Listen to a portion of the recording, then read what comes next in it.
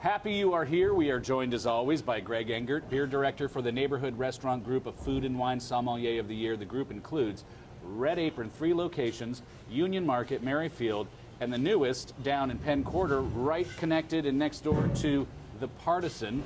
I've been, very nice.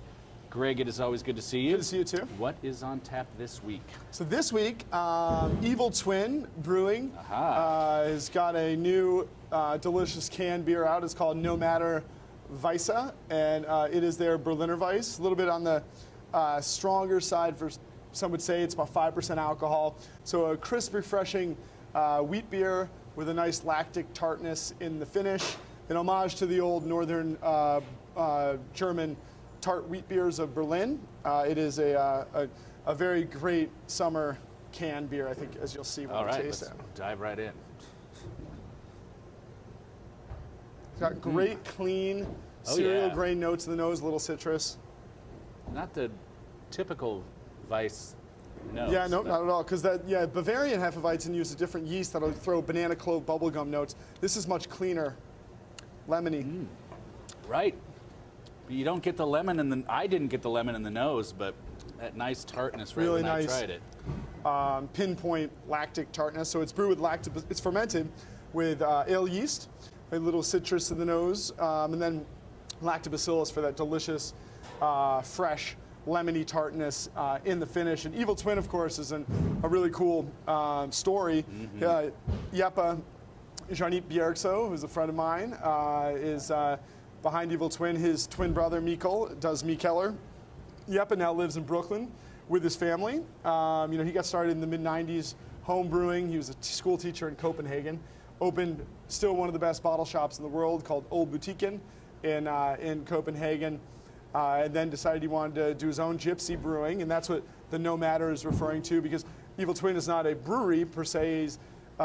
He has his beers brewed in actually 10 different breweries throughout the world. Most notably for us now at Westbrook Brewing Company in South Carolina. That's where most of the stuff's coming out.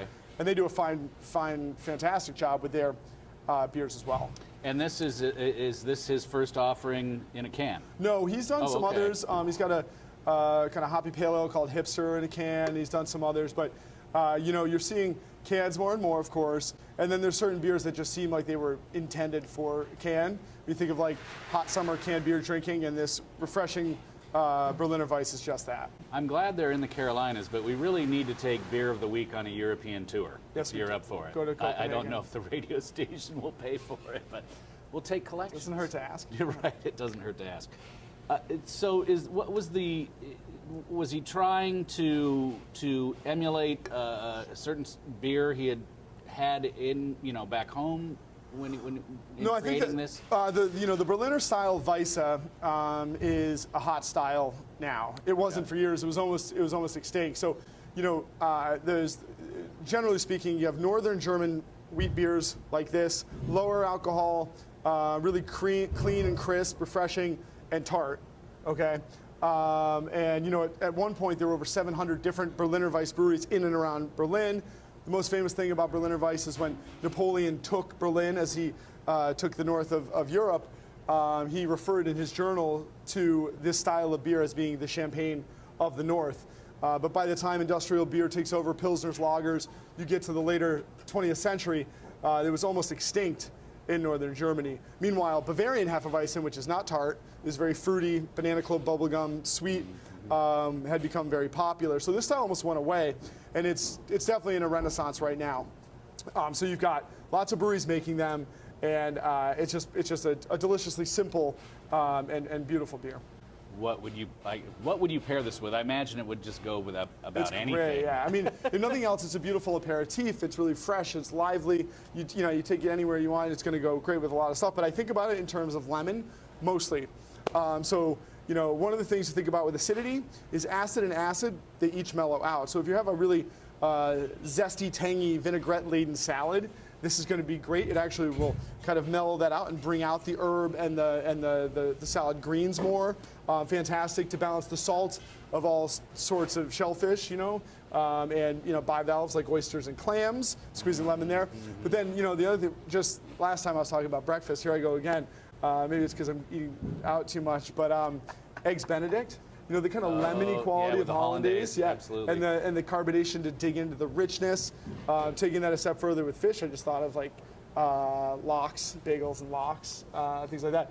And then one of the other things I absolutely love, although it's kind of hard to find here, think of like when I spent time in Dublin, was eating like the piping hot, fresh fish and chips, you know, on like the newspapers. Oh, absolutely. And this lemony quality with that would be great. With the malt vinegar. Yeah.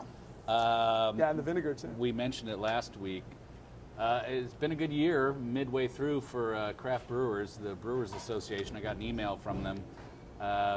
Midway through the year, 10.5 million barrels from craft breweries. That's up from 9 million last year. Now, I guess they said they had a reclassification of what a craft brewery is. I don't know how that factored into the numbers, but you've seen the numbers too, and success abounds. Yeah, and so but it's an interesting point there. So it's up 18% year over year.